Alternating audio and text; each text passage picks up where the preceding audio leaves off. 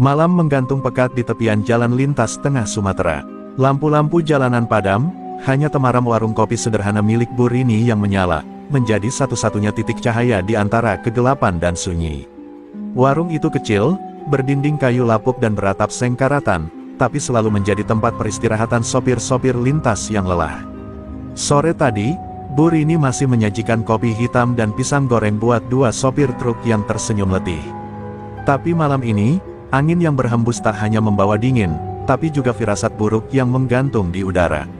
Sekelompok pria dengan suara bising motor tua mendekat. Ada 5 orang, berjaket kulit hitam dan bercelana jeans robek, wajah mereka keras, matanya liar. Mereka adalah bagian dari kelompok preman jalanan bara lintas, dikenal kejam, suka memalak warung kecil, dan tak segan merusak jika tak diberi uang keamanan. Bu Rini sempat mematung saat suara rem berderit di depan warungnya. Tangannya bergetar saat mengangkat piring kotor, langkahnya gugup namun ia coba tersenyum. "Kopi 5, sama uang rokok, Bu," ujar salah satu dari mereka, tinggi besar, bercambang tebal. Namanya Rangga, tangan kanan Dirga, sang pemimpin bara lintas. Bu Rini berusaha tenang, meski jantungnya berdetak cepat. "Maaf, Nak, warung ibu kecil. Ibu nggak ada uang lebih," ujarnya lirih. Seketika meja ditampar keras, gelas pecah, dan suara tawa preman mengisi malam. Rangga menendang etalase sehingga pecah, dan salah satu rekannya menyiram termos kopi ke lantai. "Kami nggak minta pendapat lo, Nek," hardik mereka. Bu Rini terdiam, berdiri mematung di tengah pecahan kaca dan air kopi. Matanya berkaca-kaca, bukan karena takut, tapi karena marah. Ia tak peduli lagi jika badannya diinjak atau warungnya dibakar. Tapi ada satu hal yang tak boleh disentuh oleh siapapun, harga dirinya sebagai perempuan, sebagai ibu dari seorang anak yang ia besarkan dengan darah dan air mata. Setelah puas merusak, mereka pergi meninggalkan tawa menghina. Asap motor mereka mengepul di udara, menyisakan warung berantakan dan hati yang remuk. Bu Rini terduduk di depan warungnya, menatap langit dengan mata yang kosong. Ia tak menangis, air matanya sudah habis sejak suaminya meninggal. Yang tersisa hanya satu harapan, semoga anak perempuannya tahu. Semoga Vina Badol datang. Dari balik lemari tua, Bu Rini mengambil sebuah bingkai foto kusam. Di dalamnya, foto seorang gadis muda mengenakan seragam sopir Polorena, anaknya, satu-satunya. Ia bisikkan lirih, "Nak, kalau kau bisa dengar ibu, pulanglah. Jalanan ini sudah keterlaluan." Dan langit malam pun bergetar lirih, seolah ikut mengabarkan kepada perempuan yang sedang mengemudi bas biru muda jauh di seberang provinsi, bahwa darahnya telah dipanggil pulang. Mesin bas Polorena menggeram halus menyusuri jalan lintas malam hari. Di balik kemudi, Vina duduk tegap. Rambut panjangnya dikuncir rapi, wajahnya tenang tapi tajam. Matanya sesekali melirik ke kaca spion, memastikan penumpangnya tertidur aman. Tapi di balik ketenangan itu, hatinya berkecamuk. Pesan suara dari tetangga ibunya baru saja didengarnya, "Vin, warung ibumu diserang preman. Semua hancur, cepat pulang." Suara itu bergetar, dan langsung menusuk jantung Vina. Ia mengepalkan tangan di atas setir. Tak butuh waktu lama untuk membuat keputusan. Di tikungan besar dekat kilangan, ia menepi perlahan, menyalakan lampu hazard, lalu turun. "Maaf semua, bas ini dialihkan. Ada urusan mendesak," ujarnya tegas kepada penumpang yang terbangun. Mereka yang mengenal Vina Badol hanya bisa mengangguk. Nama Vina bukan cuma dikenal karena ketepatan waktu atau kemampuannya menyetir di jalan ekstrim, tapi juga karena aura tajam yang selalu membungkus dirinya. Vina membuka kompartemen khusus di bawah dashboard. Di dalamnya ada benda yang jarang disentuhnya, kain merah tua yang dulu dibalutkan sang ayah ke pinggangnya saat ia genap berumur 17 tahun. Kain itu bukan kain biasa, melainkan simbol ajian Pancasona. Sejak ayahnya dibunuh oleh preman jalanan saat melindungi sesama sopir, Vina bersumpah akan melindungi yang lemah. Dan malam ini, sumpah itu harus ditegakkan. Ia membelokkan bas menuju kampung. Jalan yang sempit dan gelap tak menghalangi Lorena. Bas biru muda itu melaju seperti anak panah dalam kegelapan. Kilatan lampu depannya menembus kabut malam. Setiap detik yang berlalu, wajah ibunya yang ringkih dan warung tua itu terus menghantui pikirannya. Nafas Vina mulai berat, bukan karena takut, tapi karena amarah yang membara di rongga dadanya. Sesampainya di desa kecil tempat ibunya tinggal, Vina menghentikan bas perlahan di depan warung yang kini hanya tersisa puing. Atap seng terlepas, kaca etalase berserakan, dan di bawah lampu minyak yang temaram, ibunya duduk diam sambil memeluk lutut. Vina turun dari bas tanpa suara. Kakinya gemetar, bukan karena gentar, tapi karena luka itu terlalu dalam untuk disebut kesedihan biasa. Bu Rini menoleh pelan. Seketika wajahnya berubah. Ia berdiri cepat dan memeluk Vina dengan tubuh gemetar. Mereka hancurkan semuanya, nak, mereka hina ibu, katanya terbata. Vina hanya diam, matanya tak berkedip menatap reruntuhan warung. Lalu ia menunduk, mencium tangan ibunya dalam. Mulai malam ini, Bu, tidak akan ada lagi yang berani sentuh warung ini. Tidak akan ada lagi yang menginjak harga diri ibu, ucapnya lirih, tapi penuh bara. Dari kejauhan, suara motor kembali terdengar. Deru yang sama, dentuman knalpot yang sama, preman-preman itu kembali. Tapi malam ini, yang mereka temui bukan sekadar ibu penjual kopi. Malam ini, mereka akan berhadapan dengan Vina Badol, putri dari Bu Rini, pemilik ilmu Pancasona yang tak bisa dibunuh selama menyentuh tanah. Dan jalanan Sumatera, akan menjadi saksi darah pertama yang tumpah. Deru motor itu semakin dekat. Suaranya mengiris malam, mengantar ancaman tanpa malu. Di depan warung yang kini tinggal reruntuhan, Vina berdiri di samping ibunya. Matanya menatap gelap dengan tatapan beku. Di balik senyap, ada sesuatu yang bangkit dalam tubuhnya. Bukan sekadar amarah, tapi sesuatu yang selama ini ia simpan rapat, ajian Pancasona. Darah jawara yang diwariskan dari ayahnya, kini mendidih dan memanggil untuk dibangkitkan. Kenangan menyeruak dalam benaknya, ketika ia berusia 17 tahun, duduk bersila di tengah kebun bambu bersama sang ayah. Ilmu ini bukan untuk berkuasa, ujar lelaki tua berambut putih itu. Tapi untuk melindungi, dan kau, nak, harus menjadi perisai bagi mereka yang tak bersuara. Vina mengangguk waktu itu, tanpa tahu bahwa ayahnya akan tewas 3 bulan kemudian karena mempertahankan sopir truk dari preman pelintasan. Kain merah yang tadi ia ambil dari kompartemen bas, kini telah ia ikatkan di pinggangnya. Ia menutup mata, menunduk, lalu mencium tanah dengan keningnya. Tubuhnya bergetar halus, napasnya teratur, tapi dingin. Ajian Pancasona hanya bisa aktif bila tubuh dan jiwa sepakat untuk tidak takut mati. Vina tahu, sekali ia bangkitkan ilmu ini, tidak ada jalan kembali. Motor-motor itu berhenti di depan warung. Rangga turun lebih dulu, diikuti 4 preman lain. Mereka tertawa saat melihat reruntuhan warung, mengira Bu Rini masih sendirian dan pasrah.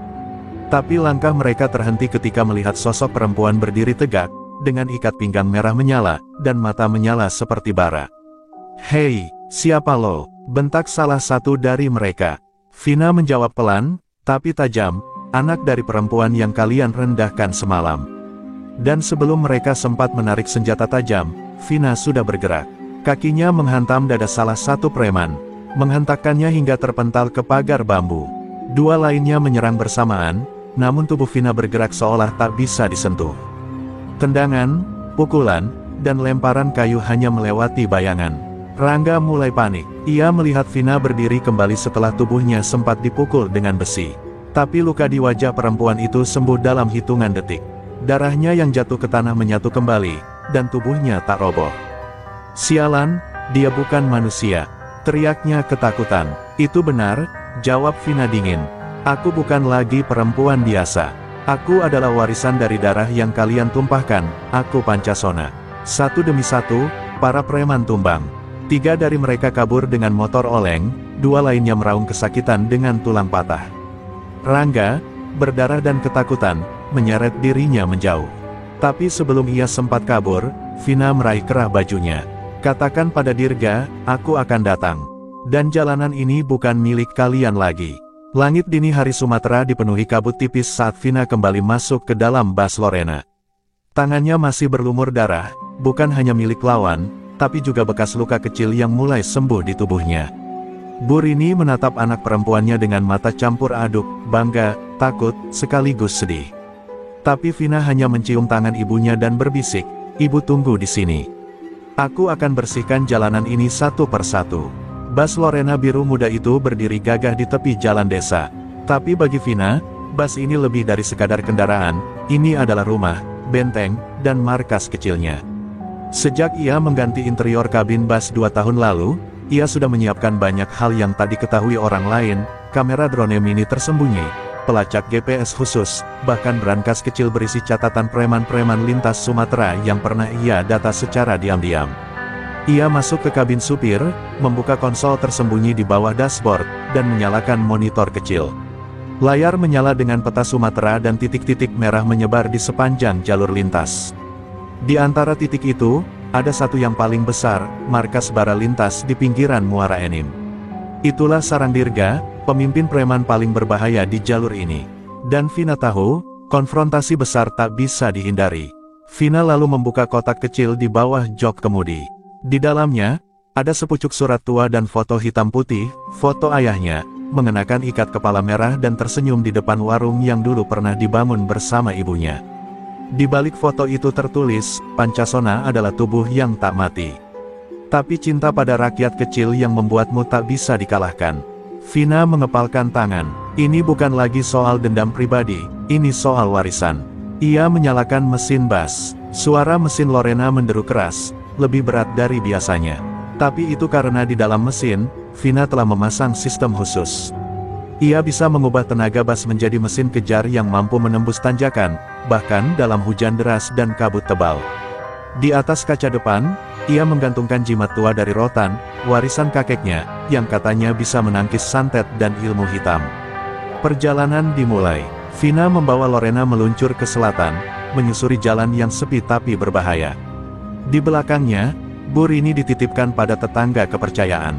Vina tak bisa membawa ibunya ikut. Kali ini, ia harus menempuh jalan sendirian, jalan yang berdarah, jalan yang tidak semua orang bisa lewati. Di tengah perjalanan, drone kecil yang ia lepaskan dari ventilasi bas mengirimkan gambar, terlihat iring-iringan motor besar dan mobil bak terbuka milik bara lintas sedang konvoi di sekitar SPBU kosong. Mereka tertawa-tawa, membawa senjata, dan menggertak sopir truk yang lewat. Salah satu dari mereka bahkan menyebut nama Vina sambil meludah ke jalan.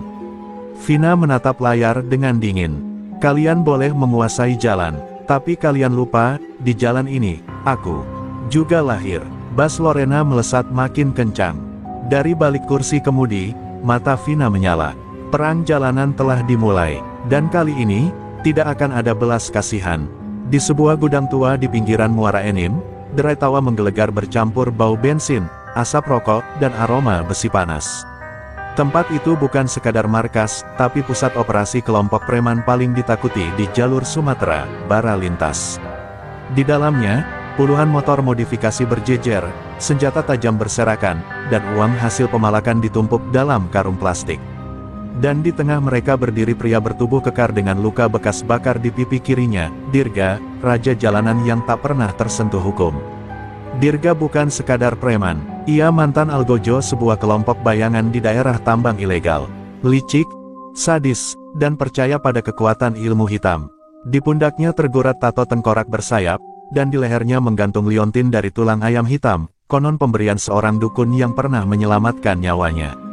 Malam ini, ia tertawa saat mendengar kabar bahwa anak buahnya dihajar perempuan bernama Vina Badol. Jadi itu anak dari Bu Rini, si penjual kopi. Gumam Dirga sambil mengepulkan asap rokok kretek. Ia menyeringai, menamparkan kepala Rangga yang baru pulih dari luka dan masih memakai perban. Kalian dihajar cewek, malu kalian. Rangga gemetar. Bukan perempuan biasa, Bang. Dia punya ajian, tubuhnya nggak mati. Pukulan kita nggak mempan. Dirga tertawa semakin keras. Tapi tawa itu bukan karena geli, melainkan karena tantangan. Berarti kita nggak cuma hadapi dendam, tapi darah jawara, katanya. Ia berdiri, lalu memanggil seseorang dari ruang dalam, Ki Waluyo, seorang dukun tua dengan mata putih dan suara lirih seperti bisikan kematian. Panggil anak-anak, siapkan ritual, kita akan seret Pancasona keluar dari jalur ini. Kalau dia tak bisa mati, kita akan buat dia tak bisa hidup. Sementara itu, di sisi lain Sumatera, Vina terus memantau pergerakan bara lintas. Ia tahu pertempuran tak bisa dihindari. Tapi ia juga tahu satu hal yang lawan-lawan itu lupakan, bahwa di jalan, bukan yang paling kuat yang menang, tapi yang paling tahan. Dan Vina tumbuh di jalan. Tidur di terminal, makan di warung truk. Ia bukan hanya sopir, ia bagian dari aspal itu sendiri. Vina berhenti sejenak di sebuah rest area kecil, memarkir Lorena di antara truk-truk logistik. Para sopir menyapanya dengan anggukan penuh hormat. Salah satu dari mereka, Pak Damar, mendekat dengan suara rendah. Dirga sudah pasang orang di 5 titik. Mereka mulai minta uang keamanan dari bas malam. Sopir-sopir mulai takut lagi. Vina tak menjawab. Ia membuka laci kecil di dashboard, menarik selembar foto sobek. Foto sang ayah sedang memeluk Bu Rini, dan di pojok foto ada Vina kecil berdiri malu-malu. Ia menatap foto itu dalam, lalu mengepalkan tangan. Aku bukan datang untuk menakut-nakuti, Pak. Aku datang untuk menghapus mereka semua. Sampai yang tersisa hanya jalan dan kita, rakyat biasa. Langit muara Enim mendung berat. Udara terasa lembab dan sesak. Vina memarkirkan Lorena di balik bukit kecil, jauh dari pandangan siapapun. Bas biru muda itu ia sembunyikan di bawah naungan pohon karet tua, terlindung oleh tirai malam dan kabut tipis yang menggantung di udara. Di dalam kabin, lampu redup menyala, dan layar kecil di dashboard menampilkan citra drone yang kini terbang rendah di atas gudang tua milik Baralintas. Vina duduk diam, mengenakan headset kecil. Suara deru motor, tawa kasar, dan dentingan botol terdengar jelas dari speaker mini di depannya. Drone yang ia lepaskan tadi pagi telah menemukan markas utama Dirga, tempat para preman bermalam, menyusun kekuatan, dan merancang teror berikutnya. Di pojok ruangan yang tertangkap kamera, Vina melihat sosok Ki Waluyo sedang membakar kemenyan dan menggores peta Sumatera dengan darah ayam hitam. Mereka sedang siapkan ritual, gumamnya pelan. Mata Vina menyipit. Ia tahu ilmu hitam bisa jadi penghalang terbesar, bahkan bagi seseorang yang memiliki ajian Pancasona. Tapi ia tidak gentar. Ilmu bisa ditangkis. Yang tak bisa dilawan adalah semangat dari cinta, harga diri, dan kenangan yang tertanam dalam hati. Malam itu, Vina mengenakan jaket kulit tebal, mengikat rambutnya dengan pita merah tua, dan menempelkan jimat kecil dari Bu Rini di balik kerah. Ia menyusup sendirian ke perkampungan sekitar markas, berpura-pura menjadi penjual rokok keliling. Beberapa anak buah Dirga yang sedang mabuk menyapanya dengan godaan cabul. Tapi Vina hanya tersenyum tipis sambil mencatat wajah-wajah mereka diam-diam. Satu persatu, target mulai terkunci dalam ingatannya. Di salah satu pos ronda kosong, Vina menemukan potongan kain bercorak yang sama dengan jaket Dirga. Ia mengamati simbol yang tergambar di sana, tengkorak bersayap dengan belati merah.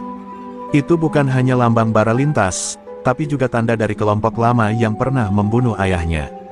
Jantung Vina berdetak cepat. Jadi ini bukan kebetulan. Ini warisan dendam, bisiknya. Ketika kembali ke bas, malam sudah larut. Kabin Lorena senyap, hanya lampu indikator yang berkedip. Vina duduk di kursi pengemudi, menyalakan pemutar suara. Dari speaker, ia memutar rekaman suara sang ayah, rekaman lama yang tersisa dari walkie-talkie masa kecilnya. Kalau dunia tak memberi ruang buat orang kecil, maka kita yang harus buka jalannya, nak. Suara itu bergetar, mengalir seperti doa ke seluruh tubuhnya. Vina menutup mata sejenak. Ia tahu pertempuran tak bisa lagi ditunda. Besok malam, ia akan kembali.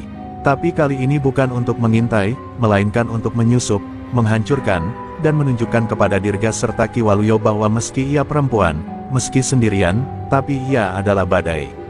Dan badai tidak minta izin untuk datang. Fajar belum sempurna mereka saat Vina kembali menghidupkan Lorena.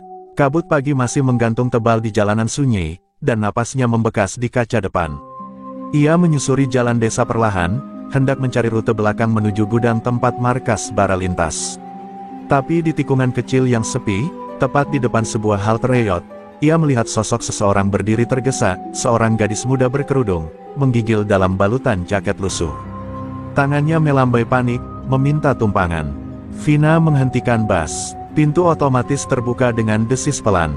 Gadis itu naik dengan cepat, matanya merah karena menangis. "Mbak, tolong, saya cuma mau ke Palembang. Tolong jangan tanya banyak, saya nggak punya siapa-siapa," katanya dengan suara pecah. Vina hanya mengangguk dan mempersilakannya duduk di bangku depan. Nalurinya berkata, gadis ini bukan penumpang biasa. Selama beberapa kilometer perjalanan, Vina hanya diam, membiarkan gadis itu menenangkan diri.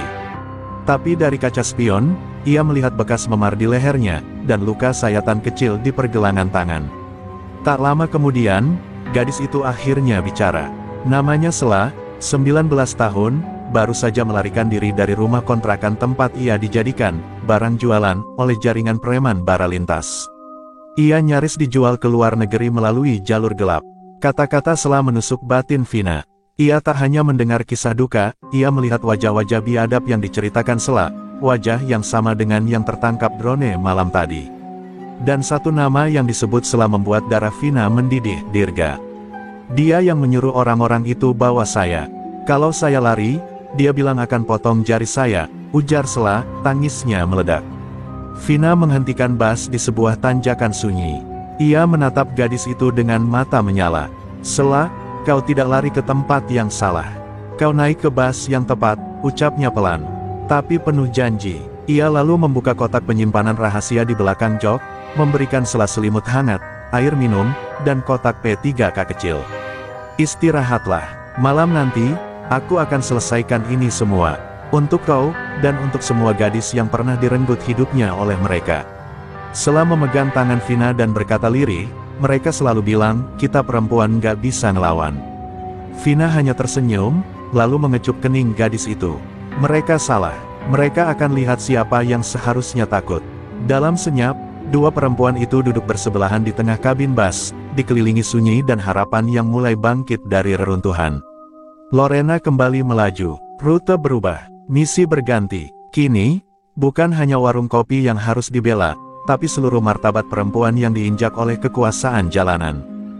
Vina tahu, yang ia lawan bukan hanya kekerasan, tapi sistem, dan dalam sistem yang busuk, kadang satu keberanian saja cukup untuk membuat segalanya runtuh. Malam turun perlahan seperti selimut dingin yang menyelimuti jalanan Sumatera. Vina duduk di kursi pengemudi Lorena dengan tatapan kosong menembus kegelapan. Di sampingnya, Sela sudah tertidur dengan wajah masih memar, berselimut hangat dan aman, untuk pertama kalinya dalam waktu lama. Tapi di balik keheningan kabin, jiwa Vina bergemuruh. Ia tahu, malam ini bukan hanya tentang membalas dendam, ini malam penebusan. Untuk ayahnya, untuk ibunya, untuk Sela, dan untuk semua yang pernah diinjak oleh kekuasaan jalanan. Lorena meluncur seperti bayangan biru di tengah malam. Di dalam dashboardnya, sistem pemantauan aktif penuh. Vina memakai sarung tangan hitam dan mengikat kembali pita merah Pancasona di pinggang. Setiap detak jantungnya kini berdetak bersama getaran aspal. Tujuannya jelas, gudang tua di Muara Enim yang menjadi markas Dirga. Tapi sebelum itu, ia ingin mengirimkan pesan. Pesan darah. Ia berhenti di sebuah simpang jalan di mana anak buah bara lintas biasa memalak. Dua preman bertubuh besar menghentikan bas dengan mulut cengar-cengir. Bas malam, setor dulu, Mbak. Biar aman, kata mereka sambil menepuk-nepuk palu besi. Tapi sebelum kalimat itu habis, pintu bas terbuka dan Vina turun pelan. Matanya tak lagi sekadar tajam, mereka menyala seperti bara neraka. Satu tendangan lurus menghantam rahang preman pertama, membuatnya mental dan pingsan seketika. Yang satunya mencoba mengayunkan palu, tapi Vina menangkap tangannya, memelintir ke belakang, lalu menghantamkan lututnya ke perut si preman hingga ia roboh muntah darah. Dalam satu gerakan, Vina menulis huruf X di dada mereka dengan cat semprot merah. Ini peringatan terakhir, siapapun yang mengatasnamakan bara lintas, mulai malam ini, musuhku, katanya lirih. Kabar cepat menyebar, dalam waktu 2 jam, 3 pos pemalakan digulung Vina seorang diri.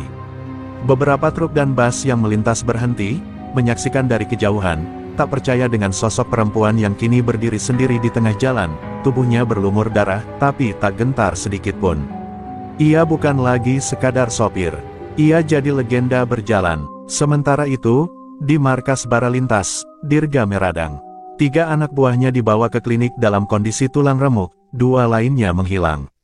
Ki Waluyo mulai membacakan mantra gelap, memanggil roh penjaga dari arah barat. Pancasona itu sudah melewati batasnya, bisik sang dukun. Tapi Dirga tak peduli soal ajian. Baginya, Vina sudah jadi ancaman serius.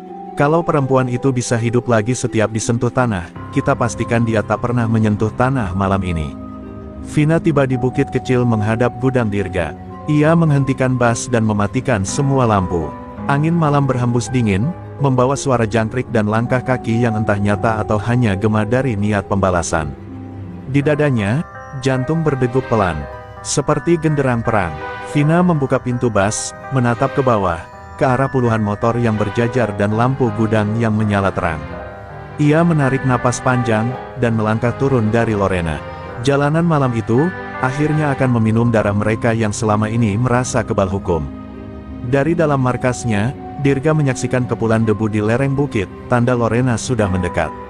Ia mencengkeram gagang parang panjangnya, gigi bergemeletuk, dan napas berat menyembur dari hidungnya. Ia belum pernah dibuat sekacau ini oleh siapapun, apalagi oleh seorang perempuan. Panggil semua, siapkan penghadang di 3 titik. Kalau perlu, jebak dia di ladang ranjau. Teriaknya dengan mata merah membara. Ki Waluyo berdiri di sampingnya, diam tapi sibuk menggurat tubuhnya sendiri dengan pisau kecil. Darahnya menetes ke baskom berisi minyak kelapa bercampur arang dan rambut ular. Ia merapal mantra dengan lidah yang melipat, memanggil kekuatan kegelapan. Pancasona memang tak bisa mati di atas tanah. Maka bunuh dia di udara. Potong dia saat melayang. Suaranya serak seperti batu diasah di kulit manusia. Sementara itu, Vina perlahan berjalan menuruni bukit dengan langkah tegap. Sepatu botnya menghantam kerikil seperti palu godam menghantam besi panas. Di tangannya tergenggam seutas tali pendek berujung logam tajam, senjata peninggalan ayahnya, yang hanya ia pakai saat niatnya sudah final, perang tanpa ampun. Lorena tetap menyala di belakangnya, lampu kabin berkedip-kedip seperti detak jantung. Begitu Vina melintasi batas kawat berduri pertama, 3 preman menyerbu dari balik semak. Mereka mengayunkan senjata, tapi Vina berputar, menghindar, lalu menghantam dada salah satu dari mereka hingga roboh dengan suara tulang patah. Yang kedua mencabut pisau, tapi Vina menyambutnya dengan pukulan lutut ke rahang. Yang ketiga mencoba kabur, namun tali logam di tangan Vina melesat, melilit lehernya, lalu ditarik kuat hingga tubuhnya terjatuh keras. Teriakan panik mulai terdengar dari dalam gudang. Dirga keluar dari dalam, berdiri di bawah lampu kuning dengan dada telanjang penuh luka masa lalu. Vina Badol, teriaknya, suaranya seperti gemuruh petir. Kau perempuan sok jagoan, hari ini, tubuhmu akan jadi bendera peringatan di jalan lintas ini. Ia mengayunkan parang ke udara, dan 5 anak buah bersenjata tajam mulai mengepung. Tapi Vina hanya tersenyum tipis. Ia membuka ikatan pita merah dari pinggangnya dan mengikatnya ke dahi, lalu mencium 2 jari ke tanah. Tubuhnya menyala lembut, aura merah samar menjalar seperti bara. Aku datang bukan sebagai anak sopir. Aku datang sebagai ujian bagi semua manusia keparat yang lupa caranya menjadi manusia. Dan tanpa aba-aba, pertarungan brutal pun pecah. Ki Waluyo mulai merapal mantra keras-keras, memanggil bayangan-bayangan dari balik gudang. Makhluk-makhluk hitam dengan bentuk tak jelas muncul dan melayang ke arah Vina.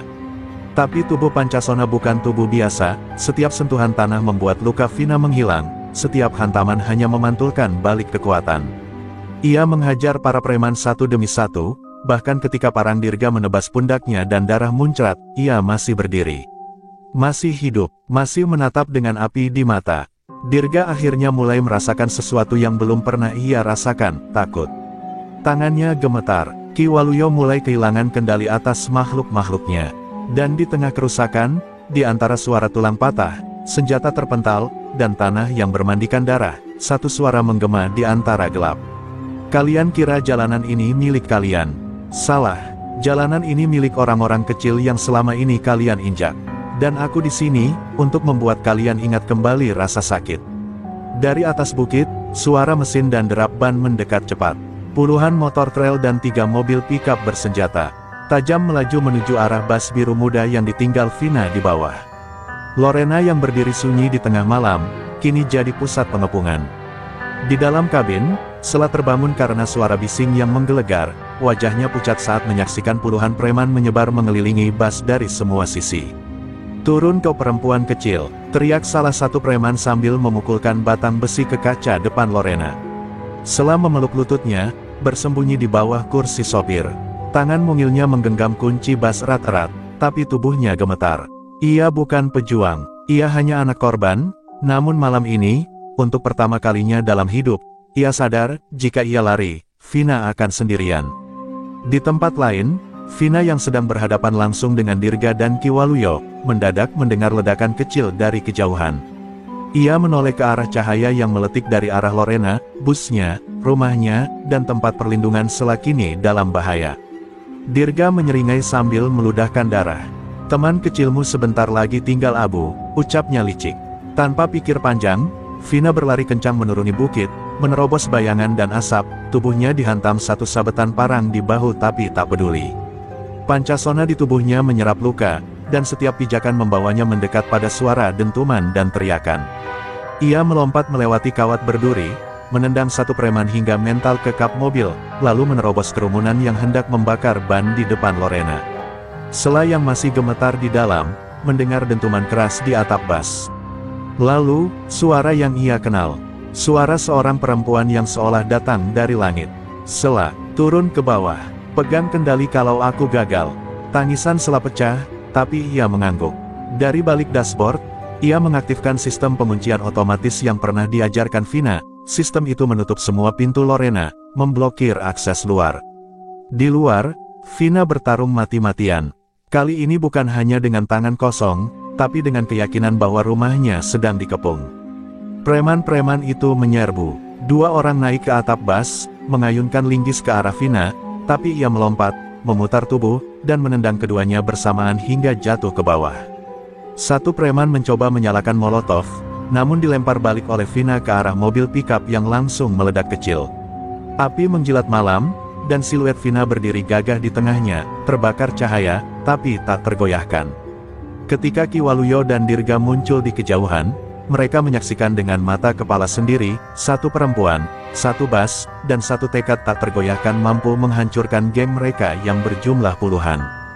Dirga meraung marah, matikan dia malam ini juga. Tapi Ki Waluyo tahu, malam itu milik Vina. Dan bila perempuan dengan ajian Pancasona sudah bertarung demi rumah dan anak-anak yang tertindas, maka bahkan kematian pun takut menyentuhnya. Udara malam menghitam, dipenuhi asap dari ban terbakar dan percikan api yang belum padam. Lorena berdiri kokoh meski tubuhnya kini penuh bekas lemparan batu dan sabetan senjata tajam. Di dalam kabin, Sela menatap Vina yang perlahan turun dari atap bas, tubuhnya berdarah tapi masih berdiri. Di wajah perempuan itu, ada luka baru, namun juga cahaya yang tak pernah padam. Vina duduk di anak tangga depan Lorena, mengatur napas sambil memeriksa lengan kirinya yang robek. Sela berlari menghampiri, membawa air dan perban dari kotak P3K. Saat ia membalut luka Vina dengan tangan gemetar, Vina menggenggam tangan Sela erat. "Kau hebat," ucapnya lirih. "Kau tahan, itu keberanian, Sel, yang mereka tak punya." Malam belum usai. Di kejauhan, Dirga mundur ke dalam gudang bersama Ki Waluyo. Mereka tahu serangan terbuka tak berhasil, dan kini mereka memilih jalur yang lebih gelap, kutukan darah. Ki Waluyo membuka kitab tua yang ditulis dalam bahasa Jawa kuno, halaman yang hanya bisa dibaca oleh mereka yang pernah bersekutu dengan roh-roh gelap. Di halaman terakhir, ada nama yang membuat Dirga membeku, Adikara, nama ayah Vina. "Dia keturunan itu," gumam Ki Waluyo pelan. "Anak dari sang pelindung. Kalau darahnya masih mengalir, maka hanya darah sendiri yang bisa menghentikannya. Kau harus menyentuh jantungnya, dengan tanganmu sendiri, Dirga. Bukan senjata, bukan santet." Dirga menunduk. Dulu, ia membunuh Adikara, ayah Vina, saat mencoba menguasai jalur lintas Sumatera. Tapi yang tak ia tahu, bahwa darah Adikara mengikat tanah, menjadi bagian dari ajian Pancasona itu sendiri. Di dalam Lorena, Vina mulai merasakan sesuatu yang aneh. Tubuhnya panas. Di bawah kulitnya, seperti ada bara yang mendidih. Ia menatap kaca spion dan melihat mata sendiri mulai berubah, terang, nyala. Suara gaib mulai terdengar samar, suara sang ayah. "Nak, ini waktunya kau mewarisi bagian terakhir dariku. Ilmu ini bukan milikmu sendirian. Ini milik rakyat." Vina menghela napas panjang. Ia berdiri, lalu menuju ke panel rahasia di belakang kabin Lorena. Ia membuka gulungan kain tua peninggalan ayahnya, sebuah bendera merah usang bertuliskan aksara kuno, Jagat Satria, Tanhana Waningene. Ia menatap Sela dan berkata, "Malam ini, kita bawa perang ke akar. Kita bakar markas itu. Kita cabut akar kebusukan mereka." Sela mematung. "Tapi mereka punya ilmu gelap. Apa kita cukup kuat?" Vina menatap api di kejauhan. "Bukan soal kuat atau tidak, Sel. Tapi soal siapa yang berani berdiri, saat semua orang lain memilih tunduk." Dan malam itu, dengan tubuh berdarah, kaki luka, dan mata menyala oleh warisan cinta dan dendam, Vina Badol menyalakan mesin Lorena untuk satu misi terakhir malam itu, membakar abis kejahatan, sampai tak tersisa apapun selain harga diri. Lorena melaju menembus malam, bukan lagi sekadar bas lintas Sumatera, kini ia menjelma menjadi simbol perlawanan. Lampu kabin dimatikan, hanya sorot cahaya merah kecil menyala di dashboard, memantulkan wajah Vina yang keras dan mantap. Di sebelahnya, Sela menggenggam pisau kecil yang diberikan Vina, bukan untuk menyerang, tapi untuk bertahan. "Kau tak akan sendiri," kata Vina tanpa menoleh. Gudang tua milik Bara Lintas tampak gelap dari kejauhan, namun dari balik celah dindingnya, berkedip cahaya-cahaya obor dan asap kemenyan. Ki Waluyo sedang menyiapkan ritual pemanggilan kekuatan terakhir, tumbal jiwa, ilmu hitam yang akan mengikat ruh Vina ke dalam tanah jika gagal ditangkis. Dirga berdiri tak tenang, matanya liar mencari sosok yang selama ini menghantuinya dengan keberanian. Saat Lorena berhenti 100 meter dari pintu gudang, Vina dan Sela turun perlahan. Vina mengaktifkan mode senyap drone mini yang terbang memantau atap dan penjagaan. 3 penjaga di kiri, 2 di belakang gudang. Ki Waluyo ada di tengah altar, bisik Vina. Ia menatap Sela dalam. "Kau tetap di sini, jaga Lorena. Kalau aku gagal, larikan bas ke utara. Jangan lihat ke belakang." Namun Sela menggenggam tangan Vina. "Aku lari cukup lama, Mbak. Sekarang biarkan aku berdiri bersama perempuan yang membuat dunia berhenti menertawakan kita." Kalimat itu membuat dada Vina bergetar.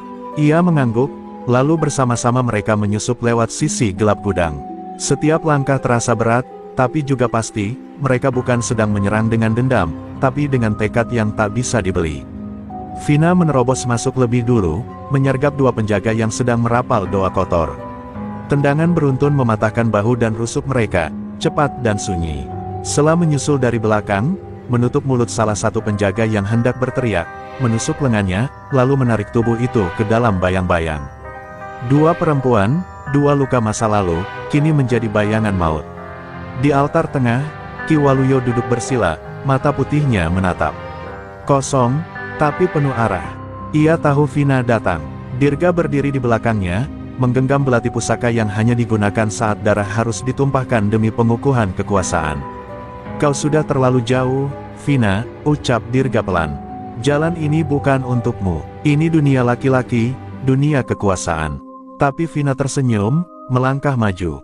"Kalian pikir dunia ini milik kalian karena kalian bisa memukul lebih keras. Salah. Dunia ini milik orang yang paling lama bertahan. Dan aku, masih berdiri."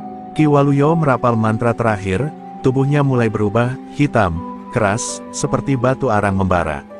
Tapi sebelum energi itu dilepaskan, Sela melemparkan obor kecil yang ia ambil dari luar ke dalam altar. Api menyambar cepat. Vina melompat menendang Dirga hingga senjatanya terlempar. Mereka bertarung hebat di tengah kobaran api, bayangan keduanya menari di dinding seperti legenda yang hidup. Dan malam itu, gudang terakhir Bara Lintas mulai runtuh dalam api. Teriakan, pukulan, dan suara mantra bertabrakan di udara. Tapi yang tetap berdiri di akhir hanyalah satu hal, harga diri yang tak bisa dibakar. Api menjilat tiang-tiang kayu tua gudang Bara Lintas.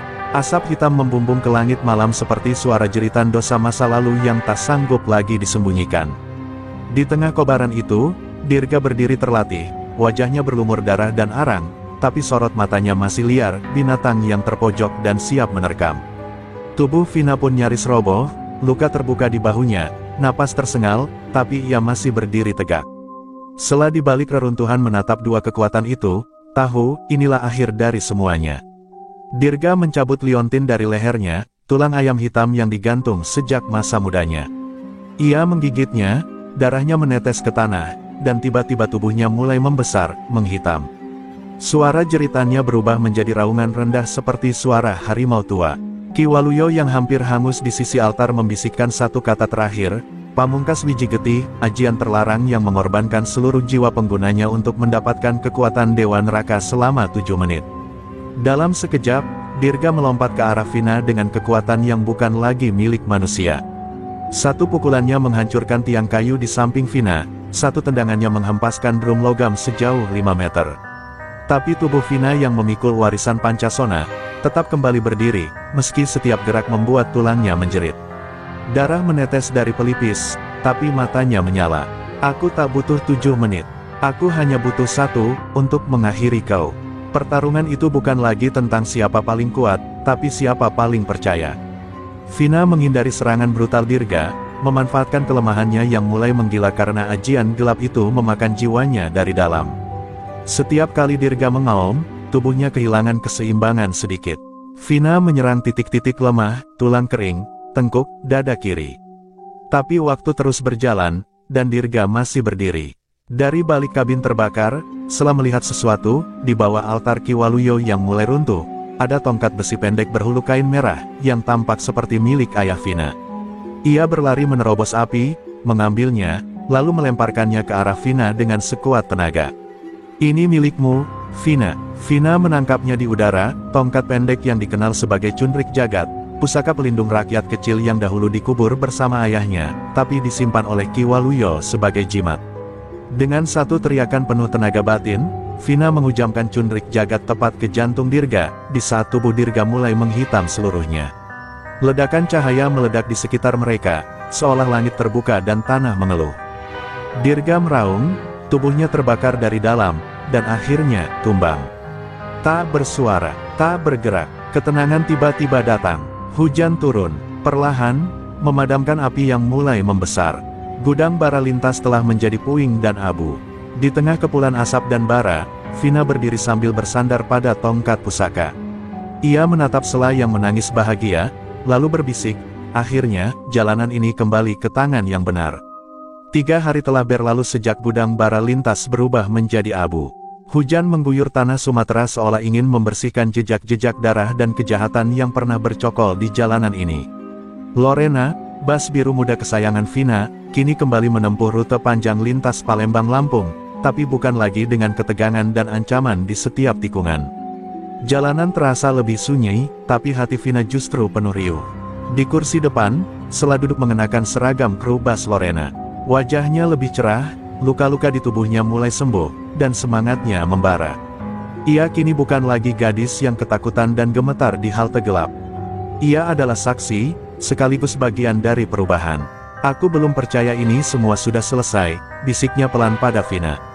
Tapi Vina hanya tersenyum tipis, matanya tetap menatap ke depan.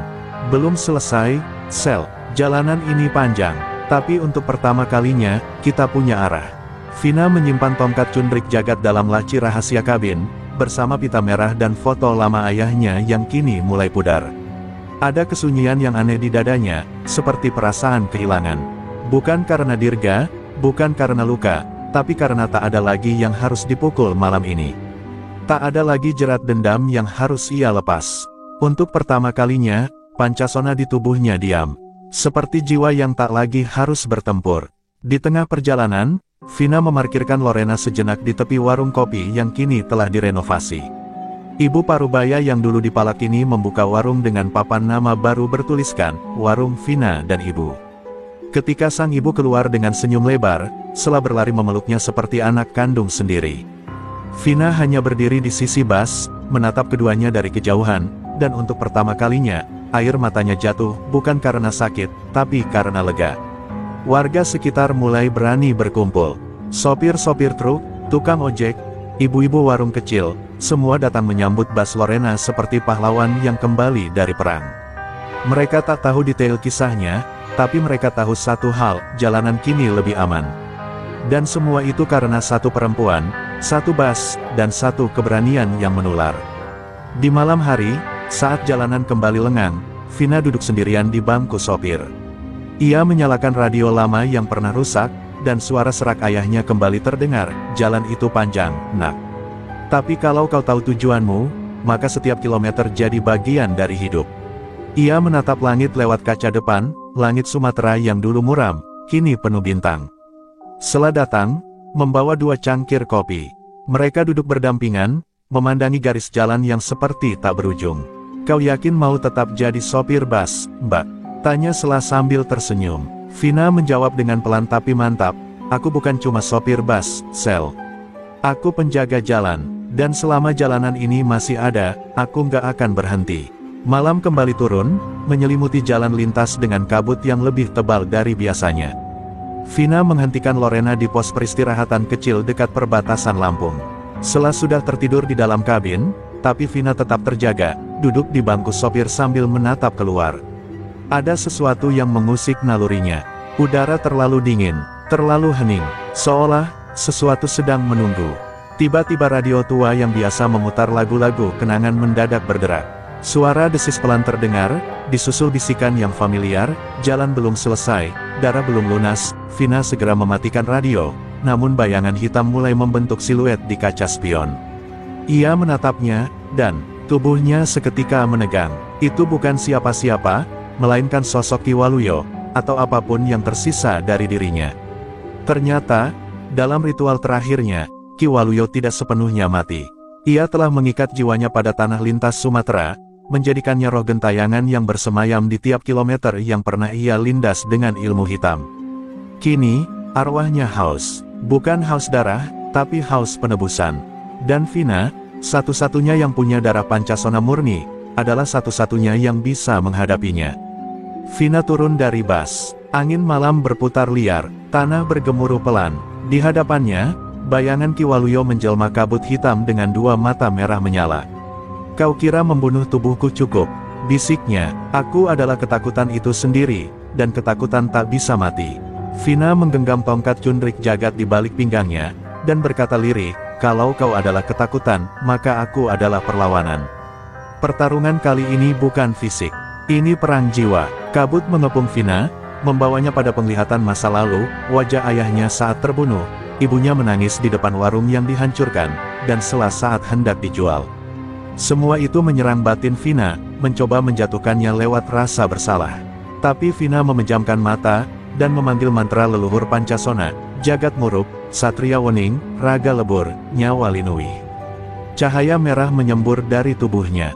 Kabut hitam menguap, arwah Ki Waluyo menjerit keras, tapi Vina tak berhenti. Ia menancapkan tongkat pusaka ke tanah, mengunci kutukan itu kembali ke bumi. "Pergilah, jalanan ini bukan lagi milik kalian. Ini milik kami, yang masih berdiri walau dihancurkan ribuan kali." Dan perlahan, bayangan itu memudar, lenyap ditelan keheningan. Saat ia kembali ke dalam Lorena, tubuhnya lemas. Tapi matanya tetap terbuka. Sela terbangun dan melihat wajah Vina yang basah oleh keringat dan air mata. "Mimpi buruk lagi, Mbak." Vina hanya mengangguk. Tapi kali ini, ia menambahkan satu kalimat kecil. "Bukan mimpi, Sel, tapi masa lalu, yang akhirnya mau pergi." Berita tentang keberanian Vina Badol dan Bas Lorena mulai menyebar cepat ke seluruh pelosok Sumatera. Warga jalanan, sopir truk, pedagang kaki lima, bahkan ibu-ibu warung kecil, semua mulai menganggap Vina sebagai simbol perlawanan terhadap premanisme dan ketidakadilan. Namun, tidak semua pihak senang. Di balik layar, aparat dan oknum yang merasa terganggu mulai memantau gerak-geriknya dengan penuh curiga. Di sebuah ruang gelap di kantor polisi kabupaten, seorang perwira menatap layar monitor yang menampilkan rekaman aksi Vina. "Perempuan itu sudah terlalu jauh," gumamnya. "Dia mengancam tatanan kita. Kalau dibiarkan, preman-preman kita yang selama ini berdiri di jalanan bisa kehilangan kendali." Instruksi singkat diberikan, "Pantau terus. Kalau perlu, cari cara untuk mengatur dia." Sementara itu, Vina dan Sela tengah merencanakan perjalanan berikutnya. Mereka tahu ancaman bukan hanya datang dari preman, tapi juga dari orang-orang yang memakai seragam resmi. Namun tekad Vina tak pernah goyah. "Aku bukan polisi, bukan tentara," katanya sambil menatap jalan raya. "Tapi aku penjaga yang paling nyata di sini. Dan selama rakyat kecil butuh, aku akan ada." Dalam sebuah pertemuan rahasia di rumah makan pinggir jalan, sejumlah sopir truk dan pedagang kecil berkumpul.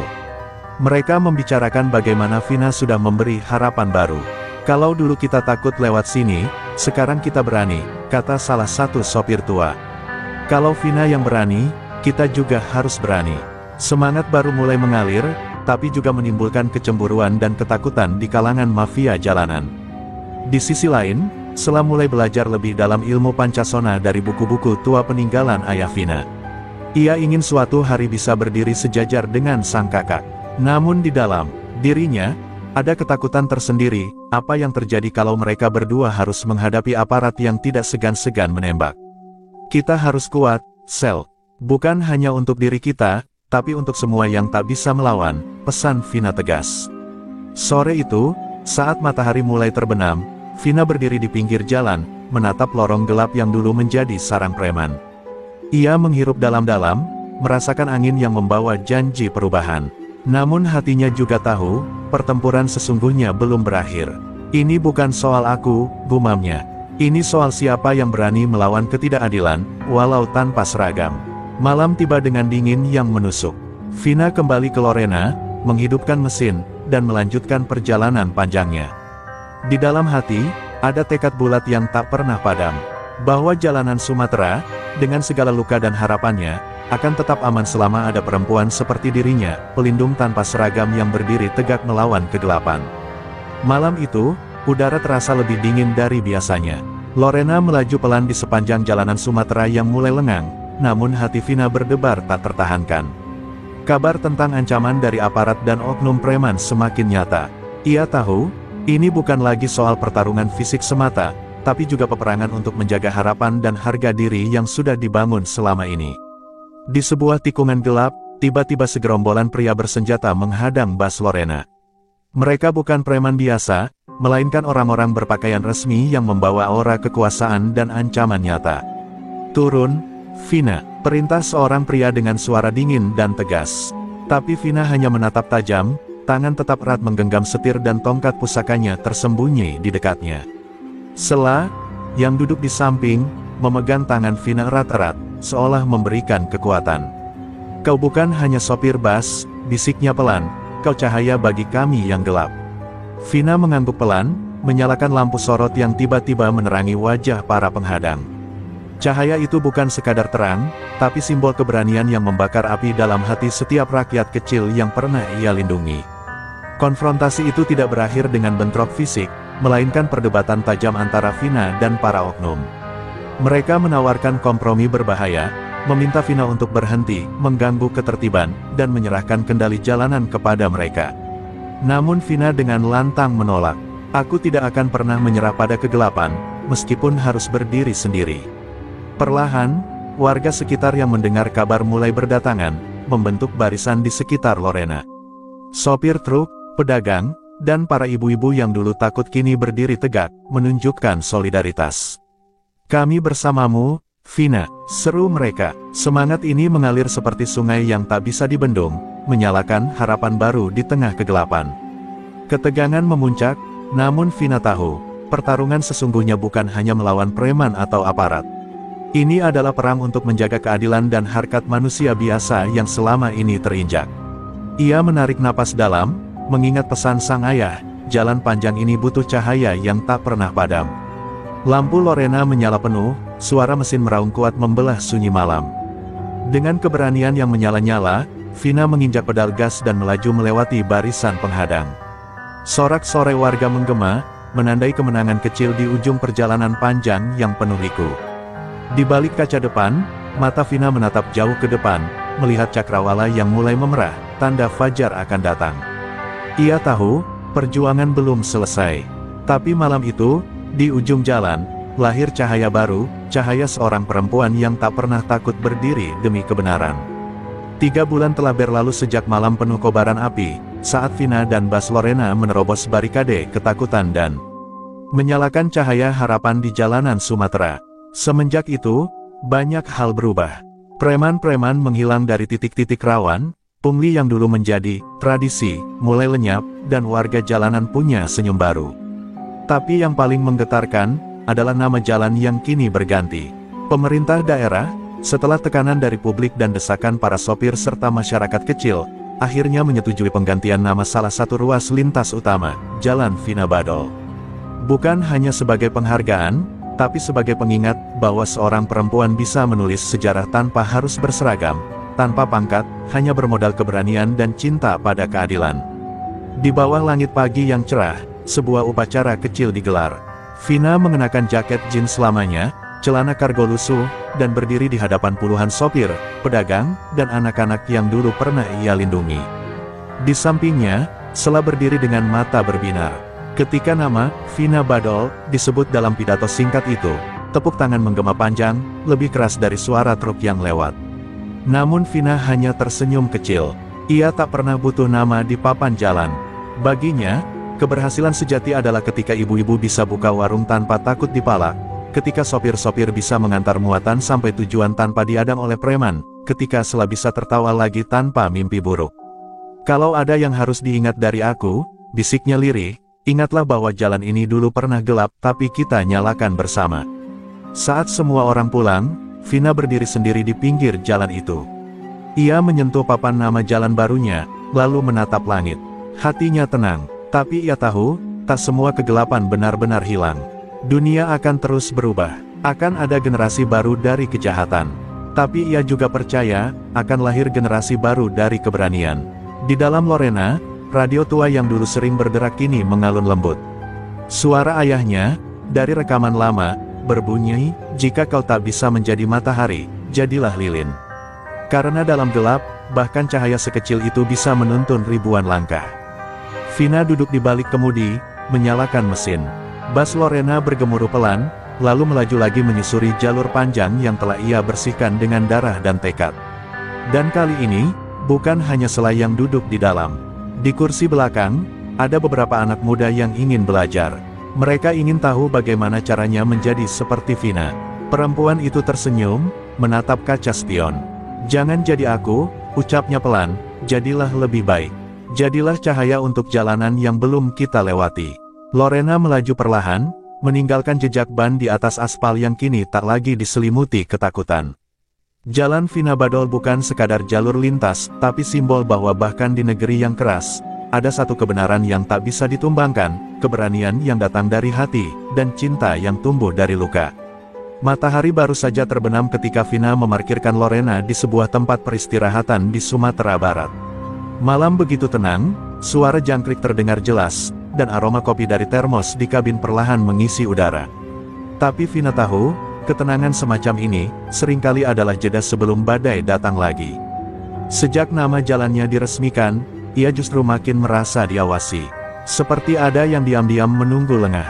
Sela sedang tertidur di bangku panjang kabin belakang, memeluk buku kecil berisi catatan ajian warisan Vina. Tapi Vina tetap terjaga. Ia memandangi kaca spion, dan tiba-tiba, sekelebat bayangan melintas.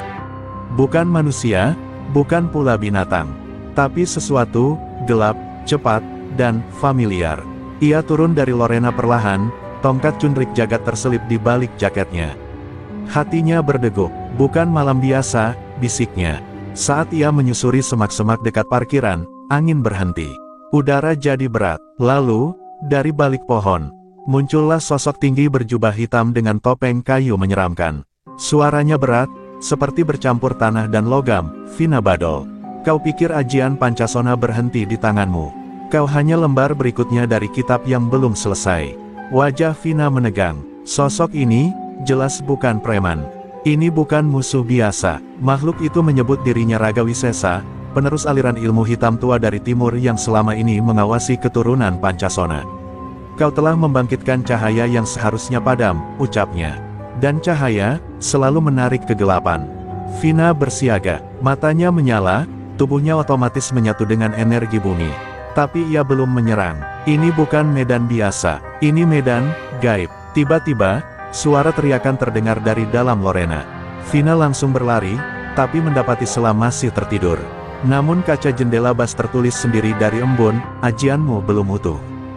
Vina gemetar. Ia tahu, ini bukan hanya tentang mempertahankan nama dan jalan. Ini tentang menguak warisan terdalam yang bahkan belum disentuh ayahnya dulu. Pagi harinya, Vina berkendara menuju daerah terpencil di Jambi, tempat yang hanya disebut sekali dalam catatan ayahnya, Tegalwening, desa tua yang menyimpan naskah asli Pancasona. Ia tahu, jika Raga Wisesa benar, maka musuh berikutnya bukan hanya yang ia pukul dengan tongkat, tapi yang menggerogoti jiwanya dari dalam. Dan satu-satunya cara menang, adalah menemukan bagian dari dirinya yang selama ini ia abaikan. Di perjalanan, radio tua Lorena kembali berderak. Tapi kali ini, bukan suara ayahnya, melainkan suara seorang perempuan, muda, tegas, dan menyeramkan. "Kalau kau Vina Badol, maka aku, Laras Adaninggar, pewaris gelap dari ajian Pancasona yang dipendam. Aku menunggumu di pertapaan Gunung Hulu." Suara itu berhenti. Lorena oleng sedikit, tapi Vina tetap menggenggam erat setirnya. Lorena melaju di tengah kabut pagi, dan untuk pertama kalinya, Vina sadar, kisahnya belum benar-benar usai. Jalan ini lebih panjang dari yang ia kira. Bukan hanya penuh preman atau aparat korup, tapi berliku dalam dunia ajian, warisan, dan pertarungan antara dua kekuatan yang bersumber dari ajian yang sama, Pancasona. Lorena melaju perlahan di tengah kabut tebal, menuju desa terpencil yang nyaris terlupakan, Tegalwening. Jalanan mulai berubah dari aspal menjadi tanah berbatu, diapit oleh hutan bambu dan pepohonan tinggi yang seolah menyimpan rahasia masa lalu. Vina menyetir tanpa suara. Sela, yang kini sudah mulai memahami ajian, duduk di sampingnya sambil membaca gulungan catatan ayah Vina yang baru ditemukan di bawah jok cadangan, tulisan tangan yang menyebut satu nama, Laras Adaninggar. Tegalwening adalah desa sunyi yang seperti terjebak di masa lampau. Rumah-rumahnya masih dari kayu tua, dan sebagian besar penduduknya memakai pakaian adat. Saat Vina dan Sela turun dari bus, suasana langsung berubah tegang. Seorang sesepuh muncul dari dalam surau kecil, matanya menatap Vina dengan penuh pengenalan dan ketakutan. "Kau cucu dari Rengga Pancasona?" tanyanya. Vina mengangguk. Orang-orang langsung berbisik. Ajian itu kembali. Mereka dibawa ke pendopo utama desa, tempat pusaka-pusaka lama disimpan. Di tengah ruangan, tergantung selembar lukisan kain yang usangnya hampir koyak, lukisan seorang perempuan muda berselendang hitam dengan mata merah menyala. Wajah itu mirip Vina, tapi berbeda. "Itulah Laras Adaninggar, adik dari buyutmu. Dulu ia dilatih bersama kakekmu, tapi memilih jalan ajian gelap," ujar sang sesepuh. "Ia menolak ajaran, melindungi, dan memilih menguasai." Vina terdiam. Di dalam dadanya, seperti ada bara yang mulai menyala. Ia baru tahu bahwa ajian Pancasona memiliki dua jalur, Pancasona terang, yang diwarisi ayah dan dirinya, dan Pancasona hitam, yang ditinggalkan karena terlalu berbahaya. Dan sekarang, garis darah itu ingin bersatu kembali, lewat pertarungan, ujar sang sesepuh. "Laras telah bangkit, dan hanya satu di antara kalian yang boleh memegang inti ajian." Malam tiba, dan desa dipenuhi suara gong kecil dan doa-doa dari orang tua. Tapi Vina tak bisa tidur. Di matanya, wajah Laras Adaninggar muncul terus. Bukan dalam rasa takut, tapi dalam rasa penasaran. Apa dia benar-benar seburuk itu? Atau dia hanya perempuan yang muak melihat dunia yang selalu menindas? Tanya Vina dalam hati. Ia tahu, pertarungan ini bukan sekadar baik lawan jahat, tapi cermin diri, antara siapa dia, dan siapa dia bisa jadi, bila jalannya berbeda. Saat dini hari, kabut semakin turun. Lorena yang diparkir di tepi desa berembun tebal. Di kaca belakangnya, lagi-lagi muncul tulisan dari embun yang tak terlihat ditulis tangan, "Datanglah sendiri ke hulu gunung. Tanpa sela, tanpa senjata, bawa hanya dirimu dan nyalimu." Vina mengepalkan tangan. Laras menantangnya dalam duel ajian, bukan dengan kekerasan, tapi dengan jiwa. Sela menolak ditinggal, tapi Vina menatapnya dengan tenang. "Aku harus menghadapi diriku sendiri, Sel. Ajian ini bukan warisan tubuh saja, tapi warisan jiwa. Kalau aku kalah, jangan lanjutkan ajian ini. Lanjutkan saja keberanian tanpa ajian." Dengan langkah pelan tapi pasti, Vina berjalan menuju jalur setapak di balik bukit. Di punggungnya tak ada senjata, tak ada jimat. Hanya kain selendang merah milik ibunya, dan doa yang tak pernah mati. Di kejauhan, puncak Gunung Hulu mulai menampakkan siluetnya. Dan di sana, Laras Adaninggar menunggu. Bukan untuk membunuh, tapi untuk menentukan siapa yang layak menjadi Pancasona sejati. Kabut pagi memeluk lereng Gunung Hulu saat Vina menapaki anak tangga batu menuju puncak. Di sekelilingnya hanya suara angin dan detak jantungnya sendiri. Ia meninggalkan semuanya, bas Lorena, Sela, tongkat pusaka. Yang ia bawa hanya keyakinan, bahwa ia harus menghadapi bagian tergelap dari darahnya, bukan untuk membunuh, tapi untuk menemukan siapa dirinya sebenarnya. Dan di puncak itu, berdirilah Laras Adaninggar, dengan mata merah dan sorot mata yang seperti cermin jiwa Vina. "Kau datang tanpa senjata," bisik Laras, duduk di atas batu datar yang dilapisi lumut tua. "Berani, tapi bodoh. Aku tak butuh senjata untuk menghadapi diriku sendiri," jawab Vina. Dua perempuan itu berdiri berhadapan. Sama-sama muda, sama-sama kuat, sama-sama dibentuk oleh dunia yang keras dan tak adil. Tapi dibesarkan oleh arah yang berbeda. Yang satu memilih melindungi, yang satu memilih menguasai. Duel dimulai tanpa aba-aba. Angin mendadak berputar, daun-daun melayang seperti bilah tajam. Ajian pancasona dari tubuh mereka beradu, bukan dalam bentuk jurus, tapi gelombang energi yang membentur langit. Guntur menggelegar meski matahari telah terbit. Tanah retak, akar-akar berguncang. Tapi di mata mereka, ini bukan pertarungan biasa. Ini duel jiwa. Siapa yang kuat bertahan dengan luka, dan siapa yang tenggelam dalam dendam. Vina dipaksa melihat ulang luka-luka masa lalunya, pemalakan terhadap ibunya, kematian ayahnya, tubuh selai yang nyaris dijual. Tapi ia tak menyerang balik. Ia hanya berdiri, mata tertutup, mulutnya berdoa lirih. Sementara Laras mulai gemetar, ajian dalam tubuhnya mulai goyah. "Kenapa kau tak melawan?" teriaknya. Vina membuka mata, "Karena aku tahu, rasa sakit itu bukan milikmu saja, Laras. Aku juga memikulnya, tapi aku memilih berdamai." Laras jatuh berlutut. Ajian hitam yang menyelubunginya meledak dalam kabut merah. Tapi Vina tak mendekat, ia hanya menatap dengan belas kasih. "Kalau kau ingin membakar dunia karena dunia pernah membakarmu, kau hanya mengulang kutukan yang sama." Laras menangis, untuk pertama kalinya, dan air mata itu bukan milik seorang musuh, tapi milik seseorang yang kehilangan arah terlalu lama. Di puncak Gunung Hulu, dua keturunan Pancasona saling memeluk dalam diam. Warisan itu tak lagi perlu diperebutkan. Karena mereka sadar, Pancasona bukan milik satu orang, tapi milik semua jiwa yang memilih untuk tidak tunduk pada gelapnya dunia. Saat mentari menembus kabut dan menyinari dua perempuan itu, dunia tahu bahwa perang jiwa telah selesai. Beberapa hari kemudian, Vina kembali mengemudikan Lorena. Di kursi penumpang, Laras duduk mengenakan pakaian sederhana. Ia tak lagi menjadi musuh, tapi saudari yang akhirnya menemukan jalannya. Di kaca depan Lorena, tertempel tulisan baru, dibuat oleh tangan Sela sendiri. "Jalan panjang Pancasona, milik mereka yang berani memaafkan." Dan dengan itu, bas Lorena kembali melaju, menembus jalan lintas Sumatera yang kini lebih damai, dengan harapan baru di setiap tikungannya.